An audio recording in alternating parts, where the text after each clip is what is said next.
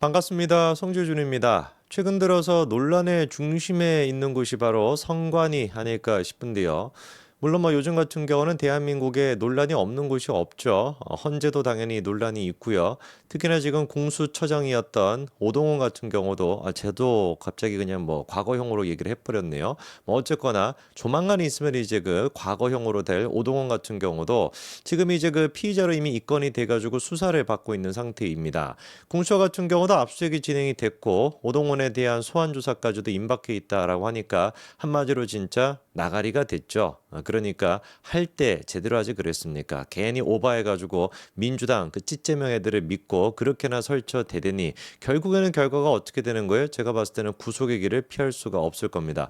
너무 이거는 대놓고 공수처가 구란을 쳤다라는 게 중앙지법에다가 청구해 놓고서 청구한 적이 없다라고 하질 않나. 그게 드러나니까 윤석열 대통령에 대해서 청구한 게 아니라 여러 피의자 가운데 한 사람이 윤석열이었던 것뿐이다라고 하는 개떡같은 얘기를 하고 그리고 또 나중에는 결국에 두 손 두 발 다 들고 했던 얘기가 뭐였습니까? 그거 우리가 했던 것이 아니라 수사기획관이 공석이라 가지고 외부 인사가 와가지고 그거를 보내느라 우리가 제대로 확인을 못했어. 이거 완전히 찌째명 아닙니까? 하는 꼬락선이나 거짓말이나 뻔뻔스러움이 제가 봤을 때 오동훈은 찌째명과 똑같아요. 찌동훈이라고 그냥 불러도 될 것 같습니다. 공수도 그렇게 지금 문제인 것인데 특히나 지금 최근에 또 문제가 선관위입니다. 이 선관위 같은 경우는 진짜 한마디로 썩을 대로 썩었다. 그런데 근본적으로 썩을 수밖에 없는 구조를 갖추고 있죠. 왜? 이게 무슨 헌법기관이다 이래버려가지고 어디로부터도 견제를 받지 않은 그런 기관이거든요. 아니 도대체가 헌법기관이라고 하는 게 이게 뭡니까? 이게 무슨 마패입니까? 이거 무슨 우리가 조선시대 사또를 모시고 있는 겁니까? 이거 우리가 왕조시대에 살고 있나요? 헌법기관이라고 하는 이유 한 가지만으로 이 선관위 같은 경우는 아무런 감사도 받지 않고요. 아무런 무슨 조사도 이루어지지 않습니다. 그러다 보니까 지난 수십 년 동안 선관위라고 하는 것이 어떻게 이루어지게 된 거예요? 가족회사 같이 그냥 이제 같은 회사가 이제 그렇게 된 거죠. 그렇죠? 이번에 이제 그 감사원에서 10년 만에 선관위에 대해 가지고 어떤 결과를 내놨냐? 10년 동안 선관위에서 불법 채용 이런 의심이 되는 건수가 무려 890건 가까이나 된다는 겁니다. 그러니까 쉽게 얘기해서 900건 가까이 된다는 거예요.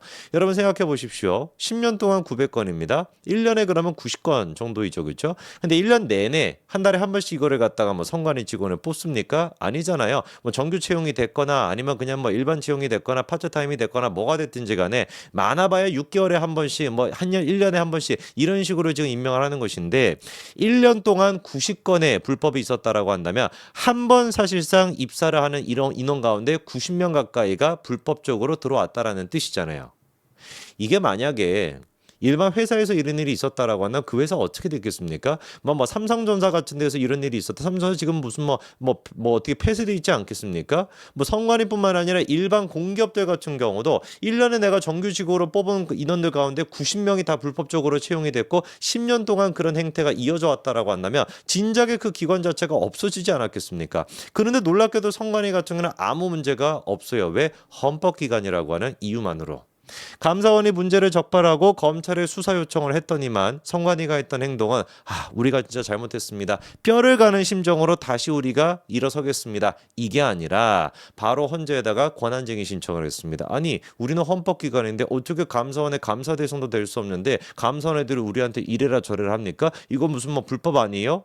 그랬더니 헌재가 놀랍게도 만장일치로 그래 맞아 불법이야 이래가지고 감사원의 그 감사도 무용지물로 끝났습니다. 이렇게 썩을 대로 썩어 있는 게 지금 선관위거든요. 이런 지금 선관위에서 전 사무총장인 김세환을 둘러싸고 정치인과 유탁 관계에 있었다라고 하는 논란이 나오고 있습니다. 그런데 이 논란 여러분 기억하시겠습니다만 그 이후에 추가적으로 나온 게 김세환이가 놀랍게도 국민의힘의 옷을 입고 국민의힘의 국회의원이 되겠다라고 지난번에 나갔다 경선에 출마했었다라고 하는 게 확인이 됐죠. 그러다 보니까 야 이거 뭐냐 결국에는 김세환 사무총장을 가지고 정치인과 유탁했다 뭐다라고 난리를 쳤는데 알고 알고 봤더니만 유탁했던 사람이 국민의힘 쪽이네. 너네 이거 어떻게 책임질 거야? 이런 식으로 역풍이 부는 것처럼 계속해가지고 보도가 나가거든요. 예를 들어가지고 JTBC 같은 경우도 전 사무총장 세컨드폰 적발에 선관위 때리기. 근데 결론은 정작 국민의힘 소속 이력 뭐 이렇게 내고 있고요. 미디어오늘 같은 경우도 국민의힘이 부패 카르텔이라고 지목을 했던 선관위 간부 알고 봤더니만 국민의힘의 예비 후보였다. 뭐 이런 식으로 지금 프레임이 잡혀 있습니다. 오늘 제가 영상을 통해 가지고 이런 식의 프레임이 얼마나 쌀데기 없는 개떡 같은 소리인지를 말씀을 드리고요. 그리고 선관위 직원 또한 마찬가지로 이 김세한 사무총장에 대해 가지고 정면으로 반박하는 입장을 또 냈는데 그거는 또 무엇인지 하나둘씩 좀 말씀을 드리겠습니다.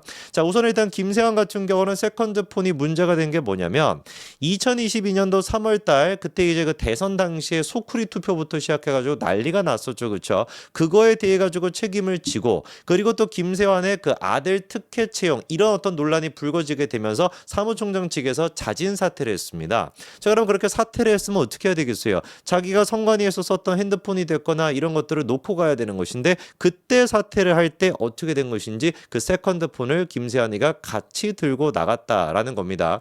그리고 이번에 추가적으로 확인이 된 게 그 세컨드폰을 선관위에서 퇴직하고 난 뒤에 1년 8개월 가까이나 더 사용했다라는 게 또 드러났거든요. 우리가 질문이 드는 건 그거의 세컨드폰이라고 하는 것은 김세환 이름으로 개통이 된 게 아닙니다. 익명으로 개통이 됐습니다. 이런 식으로 뭐 대포폰 같은 거잖아요. 이 대포폰 같은 거를 갖다가 김세환이라고 하는 일반 개인이 무슨 용도가 있다라 그래서 무려 1년 8개월 가까이나 선관위직을 내려놓고 난 뒤에도 사용을 했을까? 그리고 1년 8개월 동안 정치인과 소통을 했다라고 하는 거 확인이 됐습니다. 지방선거를 앞두고 대선을 앞두고 정치인과 소통했다라고 하는 게 확인이 됐는데 김세환 같은 경우는 이 내용에 대해서 끝끝내 지금 공개를 안 하고 있습니다. 누구랑 소통을 했다라는 것인지 어떤 정치인과 연락을 했다라는 것인지 아무것도 지금 얘기를 안 하고 있고요. 심지어 이 세컨드폰 같은 경우도 포렌식조차 되지 않게끔 그런 식으로 조치를 취해가지고 핸드폰을 또 반납을 했다라는 거거든요. 뭔가 그러니까 숨길 건덕지가 있으니 숨기는 거겠죠. 그리고 숨길 건덕지는 100% 누가 보든지 간에 민주당한테 불리할 수밖에 없습니다. 만약에 민주당한테 유리한 내용이었다? 이거 왜 지금 공개 안 하겠습니까? 그렇지 않습니까? 이게 만약에 민주당한테 유리한 것이고 국민님한테 불리하다라고 한다면 누가 보든지 간에 지금의 어떤 그 세태는 민주당이 지금 막 저렇게나 활개를 치고 난리를 지금 치고 있는 상태인데 정말로 만약에 김세환이가 민주당한테 이게 불리한 것이 아니라고 한다면 당장 핸드폰을 주고 야 이것 봐봐라 내가 국민의힘 쪽이랑 소통을 했었어. 국민의힘이랑 그렇게 했었어. 이러니까 국민의힘 쪽에서 선관위를 비판하는 모든 것들은 다 헛소리야. 오히려 국민의힘이랑 선관위가 결탁을 했던 거야. 라고 한다면 민주당한테 영웅으로 추대를 받고 바로 그냥 국회의원으로 가지 않겠습니까? 누가 보든지 간에 김세환이가 연락을 했던 사람 그리고 또 김세환이가 연락을 했던 내용 이 모든 것들은 민주당한테 불리하기 때문에 지금 공개를 안 한다 이렇게밖에 볼 수가 없는 겁니다. 그러면 반박하겠다라는 시고 뭐 이렇게 이제 얘기할 수가 있겠죠. 야 그러면은 결국에 국민의힘 소속이었던 이력을 어떻게 할 건데 결국에 예비 후보였던 건 어떻게 할 건데 이런 식으로 지금 따져 물을 수가 있습니다만 그거는 그냥 한마디로 얘기해서 뭐밖에 안 되는 겁니까? 그냥 김세환이가 출마하려고 했던 지역 그 지역 자체가 국민의힘에서 유리한 이른바 국민의힘 지역구로 분류가 되는 곳이다 보니까 이곳저곳만 그냥 계속해가지고 왔다리 갔다리 하다가 국민의힘 쪽으로 타이틀 잡아가지고 나가보려고 했다 이거 말고는 아무런 의미도 없는 겁니다. 이거를 가지고 무슨 뭐 국민의힘 쪽으로 뭐 그거를 나갔으니까 결국에는 무슨 뭐 국민의힘이랑 결탁을 했다. 정말 그게 당당하다라고 한다면 정말 그렇게 민주당이 생각한다라고 한다면 당장 이거에 대해 가지고 특검하죠 뭐. 그러면 되는 거 아니겠습니까? 정말로 김세환이가 국민의힘 쪽이라 뭔가 카르텔을 맺었고 부패한 카르텔을 맺었다라고 한다면 당장에 이 부분에 대해 가지고 특검은 뭐 돈이 또 많이 들어간다라고 한다면 국정감사라도 해가지고 바로 이거 진행하면 되는 거 아니겠습니까? 왜 이 부분에 대해서는 입도 뻥끗 못하고 있습니까? 문재인 정부에서 임명을 했던 김세환이가 과연 대선을 앞두고 누구랑 통화를 했을까요?